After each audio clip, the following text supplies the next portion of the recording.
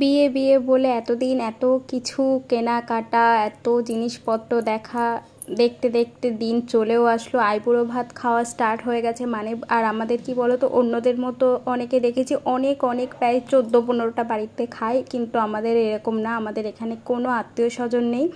তো আমার বোনের আইবুড়ো ভাত এই আমার বাড়িতেই খাওয়া হবে। জানি না আর কার কার বাড়িতে, এখানে কোনো আত্মীয় স্বজন নেই, তো হয়তো আর কেউ বলবেও না ওই কারণে। তো বোনের এখানে পছন্দ মতো সব কিছু রান্না করা হচ্ছে। আর এখানে ওর কাছে আগে ফার্স্টে শুনে নেওয়া হয়েছিল যে ও কী কী খাবে। তো ওর জন্য 5 রকমের ভাজা, মুড়ো ঘন্ট, মাছের 2টো আইটেম, মানে কাতলা মাছের কালিয়া, চিংড়ি মাছের মালাইকারি, তারপরে ও মাটন না চিকেন খাবে, তো বললো আমি চিকেন খাবো, তো চিকেন করা হয়েছে। পায়েস, চাটনি, পাঁপড়, 3-4 রকমের মিষ্টি, দই, আরও যা যা মানে কোল্ড ড্রিঙ্ক থাকে সেই সব কিছু করা হয়েছে। ওর জন্য এইগুলো সব রেডি করে রেখে দিয়েছি। আর তারপরে বোনেরা চলে আসলো।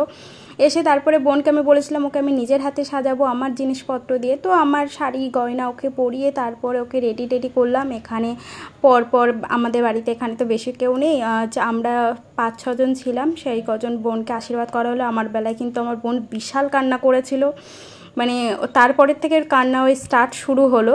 আর সবাই মিলে একে একে সবাই আশীর্বাদ করলাম।